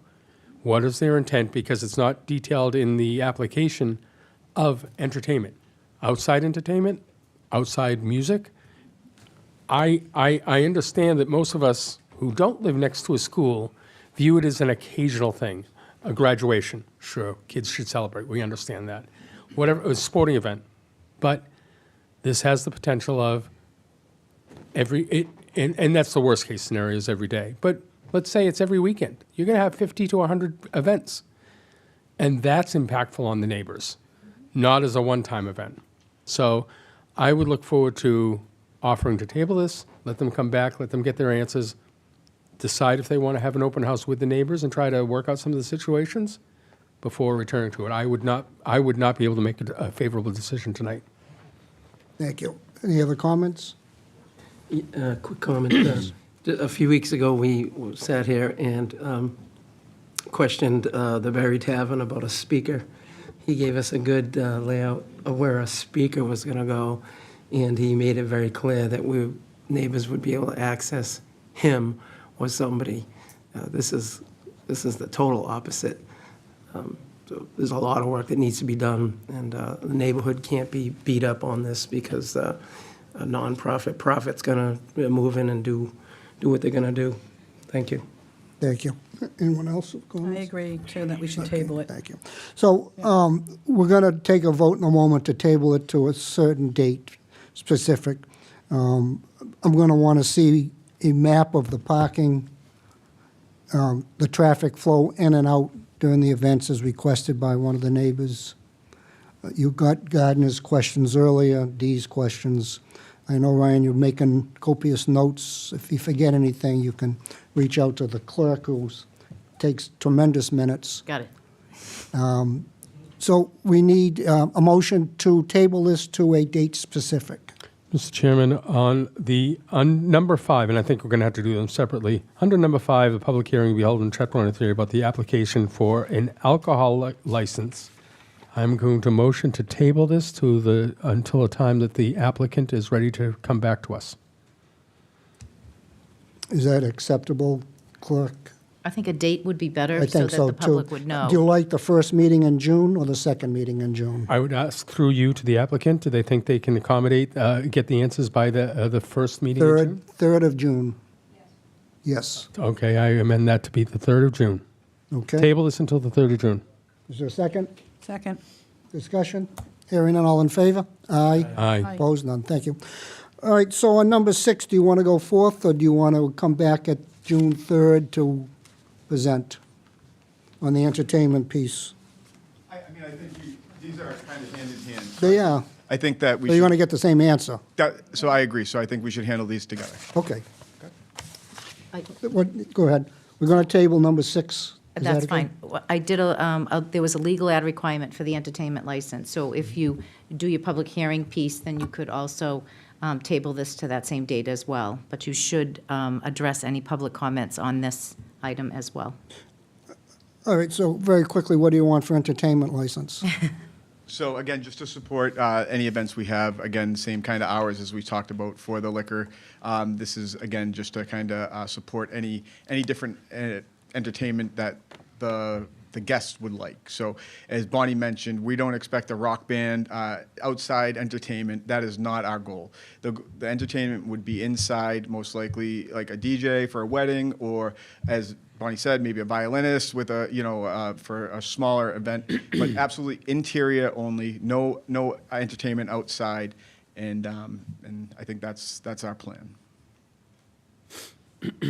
I work very closely with Chief both Lovell. Lovell and the Chief of Fire. So Barry. Anything we do is right in line with what with law enforcement. So of course, when it comes to noise violations or anything like that, we would be punctual, and if not, we would be held accountable. Okay. It is a public hearing. If I'll allow 2 questions, if there's anyone that didn't get to speak before, wants to ask a question.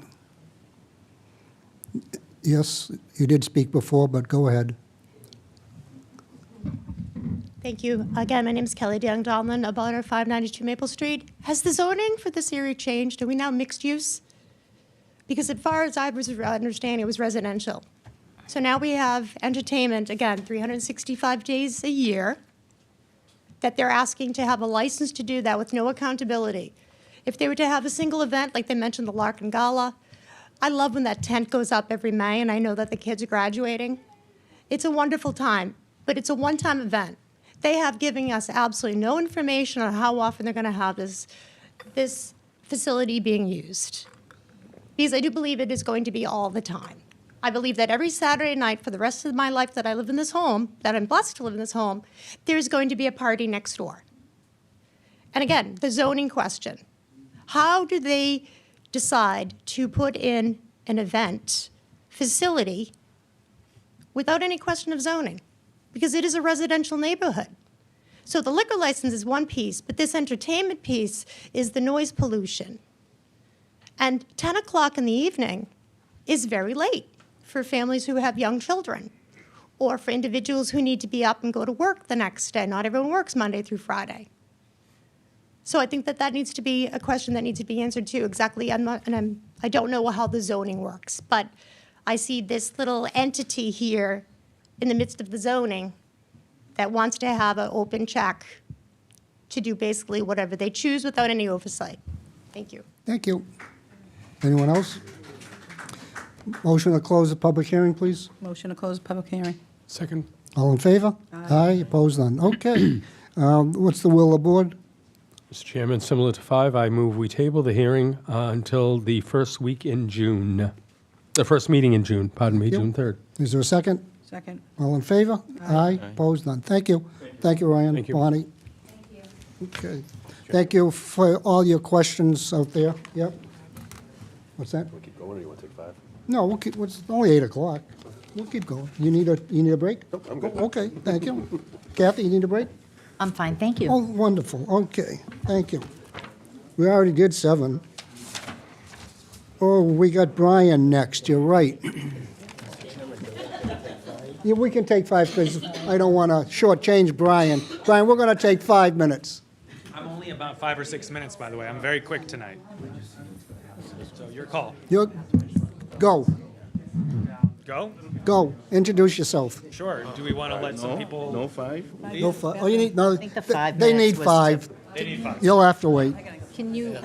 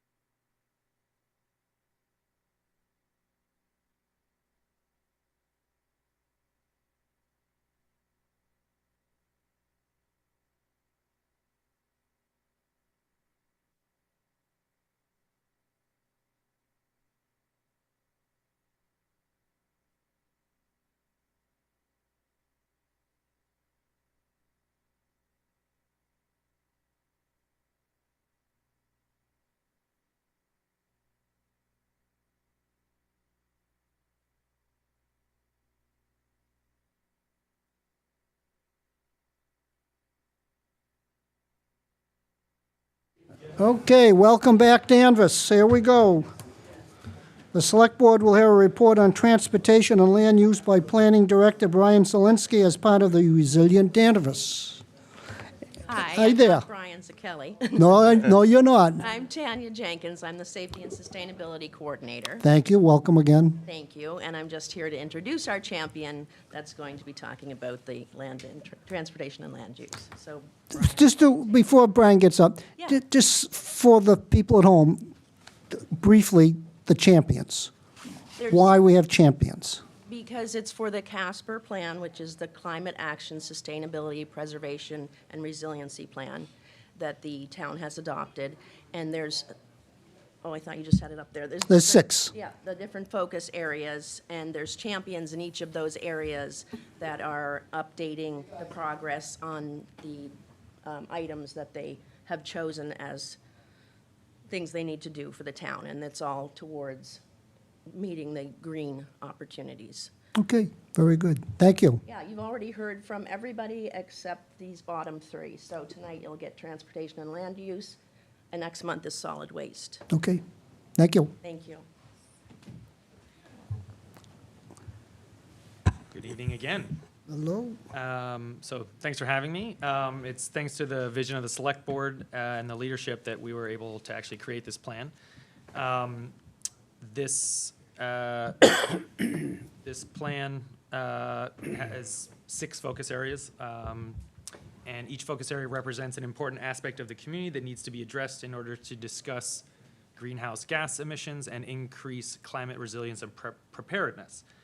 The planning process identified specific goals and strategies and actions and metrics for those focus areas. We are essentially the taskmasters for each of the champions of these 6 are essentially the taskmasters of helping this happen. So the plan was finalized in May of 2023. And it discusses all types of hazards related to stress on humans, wildlife, our water supply, the air we breathe, and how to mitigate those risks. I've been tasked with managing the transportation and land use section, and I'm here to highlight this portion of the plan and provide just a quick status update on the 3 action items that were in the plan. So action 1.1 was to reduce solo car trips and promote zero carbon mobility options like cycling, create connections between existing transit stops and employment or economic centers. So where we are currently, there's a transportation needs assessment that is ongoing. We're going to be finishing that project next month. New bus routes will be going through downtown and throughout Danvers, starting in February 2026, that will take you to the Liberty Tree Mall, MGH, Market Basket, that whole corridor along the Endicott Street corridor. And then the Salem Skipper is another program that is currently on our pilot program that provides service to all, everywhere in Salem and several key places in Danvers. So for $2, you can go to any place in Danvers. You can get to, if you can start in downtown, North Shore Community College, or the Liberty Tree Mall. So if you can get to downtown, you can get to any place in Salem for $2. It's like Uber Lyft, but a pool. It's like a bus, a van.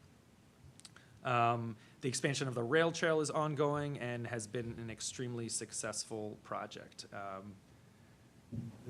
Where we are currently in terms of this time frame for all of that action was about 1 to 3 years. We're about 20% complete.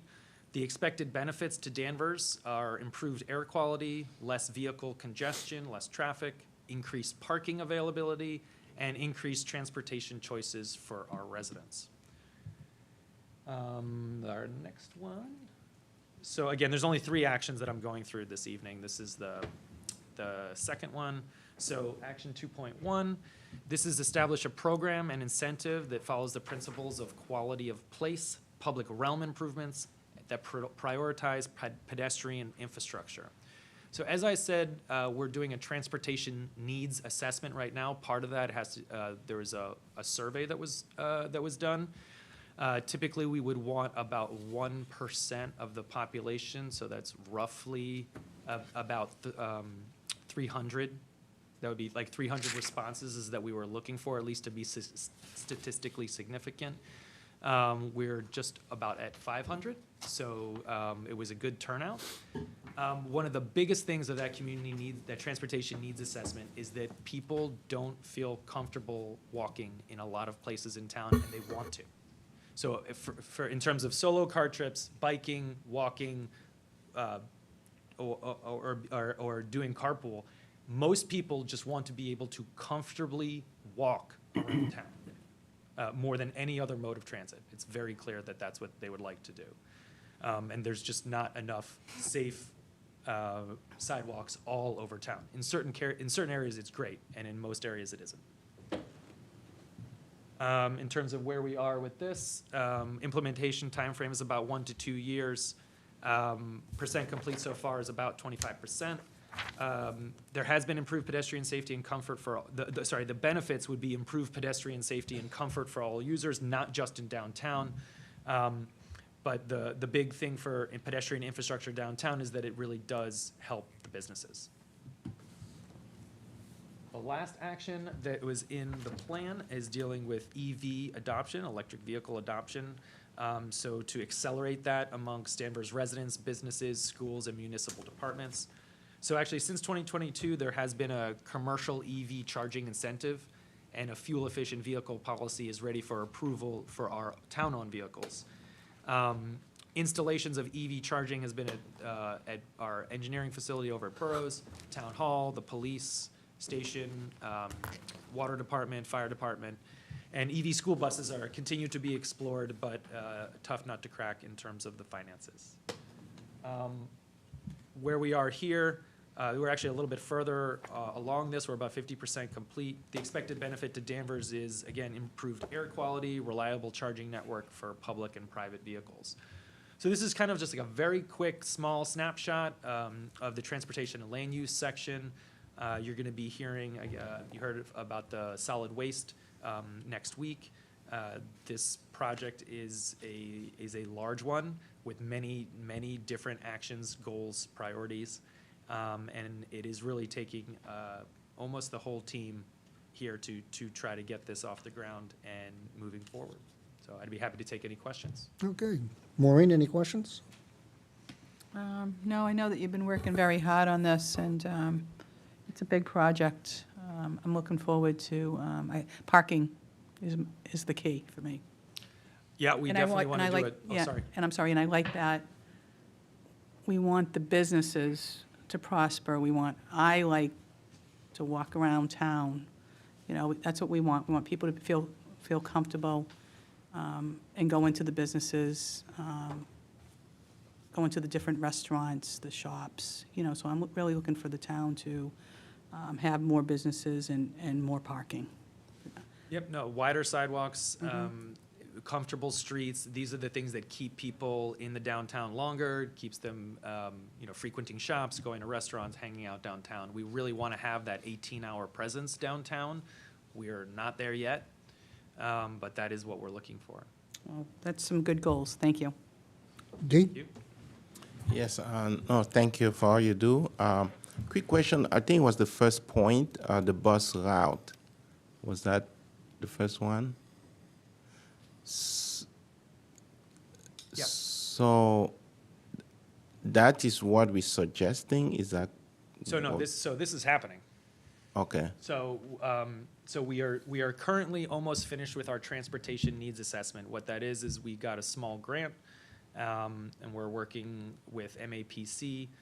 Like I said, one of them part of that was a survey, but it's really trying to figure out what people want and need in order to get around town. Most people know when they come here, they're driving around because there's very little or no public transit. We wanted to figure out really what are the key destinations where people are going to and what's the easiest way to get them there. So that's happening now, will be done in June. Bus routes in terms of the 451, so that we've been in talks with the MBTA for about 6 months now, along with our senator and representative, to try to bring the bus back to Danvers. We have been successful. That is going to be, the full route is going to be implemented in February of this coming year. Okay, that's what I thought you were No, it's saying, big but news for the bus to be coming back to Danvers. I have not heard. It's the first time I'm hearing that. That's great. Yeah. Thank you. That's awesome. Are we sharing that with the public yet, or?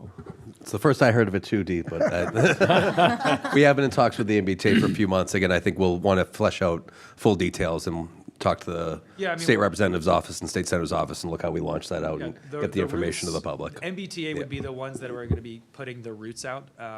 But yeah, no, this is a feather in the cap of the senator and the rep working with Danvers. But they have the one that led this charge. Okay, thanks. I just wanted to make sure that that's what you were saying, Yeah, no, because it's I real. had not heard it before. Need to have a ribbon cutting ceremony or something about that. That's- February sounds it'll be a wonderful time of year. Yeah. Thank you. Michael? Thank you. Hi, Brian. Hi. Couple of questions for you. You just said wider sidewalks. Is there plans to make the sidewalks wider in the center of town? No, but there's portions of the town there's portions of the downtown that we are going to make more comfortable. So there's been a plan that's been provided for the front of Brothers to make that to have more seating in that area and to have a place where people will feel more comfortable. The other place in town is the Freight House that's right across from the new Maple Square development. So that's another place that's going to be kind of a third place for more community, small community events we're talking. But it's really just trying to find other places downtown where there's enough space to actually enjoy yourself. So that we are not going to be changing curb lines sorry if I insinuated that, but we are going to be creating 2 new spaces over the next probably year to 2 to allow for more congregation, in the downtown. Is there a plan or idea of a bike lane in the center of town? Well, we got one. The rail trail. So no is the short. There's no plan to put a bike lane downtown. If that's Okay, so let me lead into the next thing. Sure. So we have to try to help out the parking clerk and the police. She was relating that she has no enforcement to stop bicycles on the sidewalks. And with the anticipated foot traffic we're going to be having with the new residents that will be open, we do need to keep the bikes off the sidewalk and the electric bikes and it's a double-edged sword because she can't just say go ride in the street either. There's the liability situation there. So some of the things we quickly discussed was markings and sign, maybe just after the bike store, after the bike trail, and maybe right through the center of town and down Elm Street, where talking about pavement markings. some kind of sidewalk markings to say no bikes, no electric bikes, and then we gotta give her and the police the ability to enforce that. Just thoughts, so that we can have the foot traffic that we're gonna have. No, so this is an ongoing issue. From what I understand, there's competing regulations between the town and generally, the police state. also doesn't want to tell a 9-year-old kid, hey, you should really be biking in the street. Right. So this is a real problem. This is a real problem, not that it's like catastrophic, but it's a real problem. I think what ends up needing to happen is just a reconciliation of those, because again, I'm not sure which rules and regs. It's not the police, but there's a general bylaw related to sidewalks that bikes are allowed on the sidewalk, and that already kind of makes it difficult. Right. But I see what you're saying. The idea is that if we're going to be having a whole bunch more businesses or a whole bunch more people walking in downtown, yeah, you definitely got to keep those e-bikes off the sidewalk for sure. Going 28 miles an hour. It's ridiculous. So, Right. understood. Thank you. All set? Yes, thank you. Gardner? I also had a question. I was educated about bike lanes and bike zones too. So I'm a little not concerned. I'm catching up, obviously, seeing this. And I would think that a consideration might be made for a one side of the street bike lane with offset parking. So you park 3 feet away from the curb, you allow for a bike lane through certain portions of town, downtown, connect the rail trail to the rail trail, connect it just down Elm High and Maple Street in the downtown corridor so that people who want to use it to get to destinations, downtown businesses, can do so. But I also, so that aside, you've heard two of us suggest that as a potential or should have been could have been a thought part of this. I think you buried I'm with Dee. I think you buried the lead. I think you buried the lead about the fact that the bus route's coming back, and I would actually ask the chairman to consider inviting Joan or Sally to our next meeting to give us an update on where that is, because if all of the indicators are right and if all the I's are dotted and T's are crossed, that's tremendous news for a lot of people, especially concerning multiple issues, including development and other issues. So if it's appropriate, I would ask that we might have them here for an update. But I've asked for a copy of the report now, and I'll go through it, but I appreciate what you've presented tonight. Thank you. Thank you. A few months ago, the representative and senator invited the MBTA general manager, Mr. Ng, to Danvers, and we had one of the buses from the senior center and the senior center driver drive him and Aaron around town, as Aaron pointed out, Maple Square, High Street, other areas of interest. And then we met in this room to talk about next steps. So while Brian is hopeful, the next steps were for the MBTA and land use and planning to sit down and hash out what can be done. He left here, the commissioner, general manager rather, with a positive attitude about what can be done. So Brian is saying it's ready to go. I don't know that for a fact. Yeah, we're nearing. We're nearing the finish line. Well, since that meeting with the general manager, we have gotten it down to a potential route. So Right. we have been meeting, and we're not planning on meeting again for quite some time. So on our end, I believe is done. In terms of an announcement, I can certainly talk with the senator and to see when they would feel comfortable, the senator and the rep, and see when they'd feel comfortable. Yeah, I'd hate to go out there and say we got a bus route and there's still a glitch. Through you, Mr. Chairman, I'd recommend that we fine-tune the information and we Yeah. work on an announcement. We're happy to have, again, State Senator Joan Lovely and, again, State Rep Sally Kearns really put a lot of effort in trying to coordinate this. So we would want to fine-tune the details and the rollout and try to get Beforehand. them here Good. before the Yep. board to Good. update us. Thank you. Okay, Gardner? That's fine by me. That's good. Yep. I'm excited about this. I'm hoping it's accurate and accepted by the state as well as it is by us. Okay. Thank you, Brian. Thank you. Have a good night. You too. Mr. Manager, can I impose upon you, let me ask the clerk for an election update? Absolutely. Thank you. We wrapped up the annual town election that we held on Tuesday. We had 13.8% turnout, which is super high for us, which was great.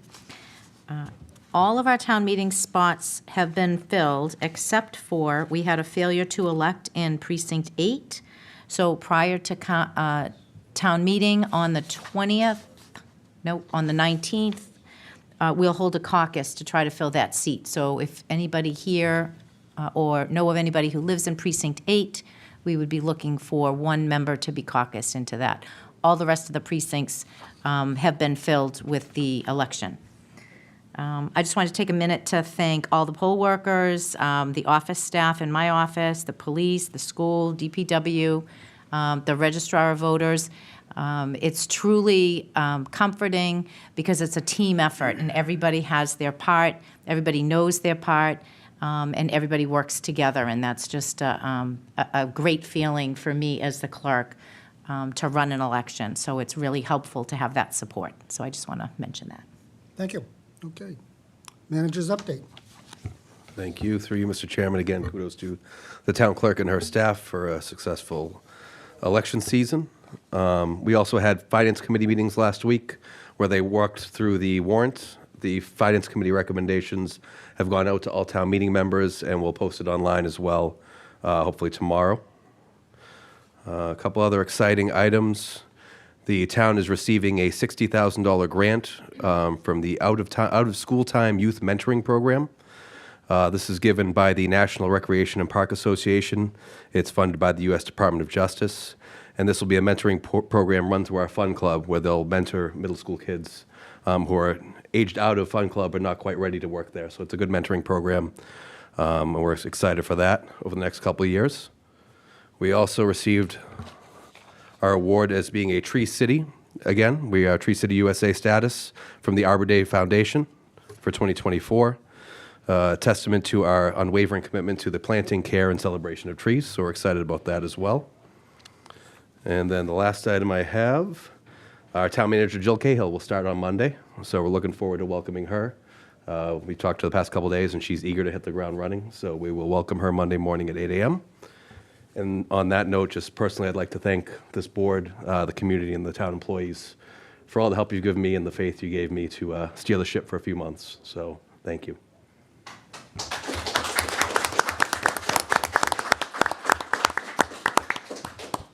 Can we have a motion on the consent calendar, please? Make a motion for the consent calendar as it appears. Is there a second? Second. Excuse me. Yes. Were you holding for the airport, or are we moving forward with that, with just getting information? It's not on the agenda. Yeah, it is. Not on mine. North Atlantic. North Atlantic Airways. This is what Mark was talking about, this North Atlantic Airways. Yep. Mr. Chairman, if I might recommend that while there may be appreciable questions, this is an application for renewal that I'm certain conforms to state and local and federal laws. Well, didn't we ask for an update on the permit and the safety update? You did. Yes. Yeah. Right, but I wasn't sure whether you wanted to hold off on that item. Oh, okay, I Or vote on see. that item with the Thank you. exception of that. wasn't I sure. accept that may want a status update, no problem, but I don't think that should hold up the application, is my feeling. Right, we asked for an update. So the consent calendar should be approved. There was a first, was a motion, is there a second? I made a second. Okay, all in favor? Aye. Aye. Aye, thank you. Who was the first, Maureen? Maureen, yeah. So, before we get into it, I got a couple of questions for the town manager. On 17 Elm Street, when we granted the right to close the sidewalk, did we address parking at all for the construction workers? I don't believe we And did. Is there a it's a concern? 2-hour parking limit on the street. Are we allowing the construction workers unfettered use of our parking? Or are we going to hold them to 2 hours? If we're going to allow them unfettered parking, we should cover the 2-hour signs. It's certain places, so not to confuse people. But I think we need to have some guidelines set up, because when we get down to Maple Street with that big project, parking is going to be a problem then, too. So can we get some clarification on Yeah, parking? I'm not aware of any special access they'd have to a longer than 2 hours, but I'll look and confirm. Well, if it's 2 hours, then we need it enforced.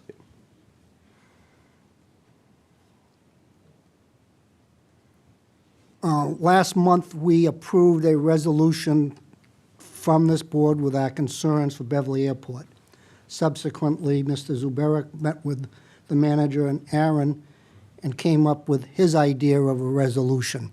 You all received the second resolution in your packet to study and be prepared to review and vote on at the next meeting. Right now, we have two resolutions, and I couldn't send through the first, then a week later, or 2 weeks later, send through a second. So we need to decide which resolution this board approves to be sent to the Beverly Commission. Mr. Chairman, I did not receive one in my packet. Can I get both? You'll get both. I can provide both. Thank as well. you. We'll email them out Yep. tomorrow morning. One we approved last, and your name wasn't on that for the No, signature. understandably. Right, I but understand. still. I'm just asking Yeah, so I can you catch should up have and make it, an informed correct. decision. Today, the Affordable Housing Committee got a little tour of Maple Square, beautiful building. There'll be a ribbon cutting May 29th at 10:30 on that. And, Mr. Chairman, Mr. Manager, an accusation was made that between Friday, May 3rd, and Monday, May 5th, the minutes for Essex Tech were removed from their website. I don't know if that's accurate or not, but can we investigate that somewhat and see if there are minutes? And I don't know what the dates of the minutes were, but I think it was in the email that I forwarded to you. Yeah, through you, Mr. Chairman. I can investigate if the minutes are online, but in terms of whether or not they took them on or off their website, I'm that not would be saying through who Essex did it, Tech. but are they there or missing, or? We can look to see if the minutes are there. Thank you. Okay, with that, we'll go to correspondence, closing statements. Maureen? Thank you, Dan. First, I want to congratulate Gardner Trask and Dan Bennett and all the candidates that did run, and thank you for what you do for the town. I would also like to say thank you, Rodney. You've done a great job. You know, you really have. And thank you to the clerk for running a terrific election as usual. Thank you. With all the poll workers, like you said, and giving credit to your team. That's nice, you know, the police, the DPW workers, the custodians, everybody. So I really appreciate that. I wanted to also remind people that there is a Dare 5K race at the high school on June 1st. That's always nice. We did just finish the Kiwanis Duck Race, which is a fundraiser to give out scholarships to children, to kids. That would be great. I also want to congratulate the Little League parade, the baseball players, the girls softball, everybody there. That was that's always a terrific parade. That was May 3rd, Saturday. Love seeing everybody there, how the town really gets together. And Danvers Cares meets Monday. Their next meeting would be June 2nd at the high school. That's always a great program to go to. It's really, they've done a lot with a lot of mental health issues and things like that for the kids, anxiety. It's nice to hear too, Rodney, about that $60,000 grant. That's wonderful, because I know having kids, when they age out of the fun club, you know, what do you do with the kids? What do they do? You don't want them just hanging around. But other than that, I just wanted to thank everybody, and that's it for about now. Thank you. Dee? Yeah, thank you, Mr. Chairman, and I send the same thanks that Maureen did to Rodney. Thank you. It's worth repeating. Thank you, Kathy, and the registrars and all the volunteers for a very well-run elections. I also want to thank Danvers Cares, RCA, Judith Ryan, Pastor Pam, and Maple Street Church. Thank our police for a really well-run event yesterday, the Light the Night Purple. It was a great community event, just trying to support people in recovery and lift the stigma associated with substance abuse. No one can do it alone, and being in a community and feeling that kind of support was really tremendous to watch. It was inspiring. I also want to take a moment to congratulate Gardner on his re-election, congratulate the chair, Dan Bennett, and to all the candidates who stepped forward, some of whom were here tonight. I saw Kevin, Natalie, and Mark. I just want to thank you for your commitment to serving our town. It takes courage to run, and we appreciate everyone who takes that step. As we move forward, I hope you stay engaged and that we continue to be accountability partners. in this work. We're all into it together. So thank you very much. All set? Thank you. Mike? Thanks, Dan. And congrats that you're here. I said last month I wasn't sure who I was going to be sitting with. And congratulations, Gardner. Thank you. I think at the end of the day, we may disagree on things, but as long as we're pushing forward in a positive manner for our residents, then we should be a good board. Thank you to Rodney. It's been good working with you. I know you want to catch up on your golf game. I imagine you'll be able to do that. This past year, I've been pushing for more police officers for the security of the town, since we're going to be growing in the soon with especially the ribbon cutting coming from Maple Square. And we did find in the budget one more, which is a great start. And I've been nudging along for more activity. And I know it's a different time for police departments everywhere, but I was literally stopped today by a detail officer who told me that they're all very excited, and they're working a lot more. There could be more traffic stops and crime travel, so that to me is important for the security of the town. And he said that the attitude was very positive, so made me feel good. And I hope that that is translates into safe communities, so that we can walk on these wider sidewalks and all this stuff that's happening, and all the changes that are being made. But thank you very much. Gardner? I don't have much correspondence. I did get contacted by one of the neighbors on Maple Street about the school today, but other than that, I too want to thank Rodney, but from the outside looking in, and thank you for helping keep the wheels turning. It's not an easy thing. It is a difficult thing sometimes, especially as an interim person. I also want to thank Kathy and her team, the whole clerk's office, on running an election that is always above reproach. We've never had concerns about the elections themselves and the processes we follow, and I want to thank you for that, and thank the voters of Danvers for putting their faith in me, and thank all the other candidates for, again, as Dee said, putting yourself out there. It's not an easy thing, and I appreciate it. And I said earlier, the town runs on volunteers, so to those people who think they can contribute and help the community, please do so. Thank you. Thank you. Rodney, thank you for your 6+ months. It's been a pleasure working with you, get through trying times, but you did a good job. I think you padded your resume a little bit, but that's okay.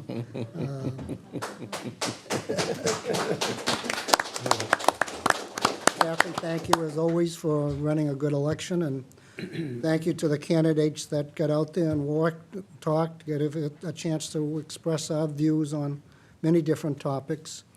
Most of all, Danvers, thank you for your support, for your vote. Thank you for voting. This is my last meeting as chair. I will not offer my services next year as chairman. So it's been a couple of years, and I think I'll just take a little break for a year, maybe. But thank you all. Danvers, if you see a veteran, please say thank you for their service, and good night, Danvers. Thank you.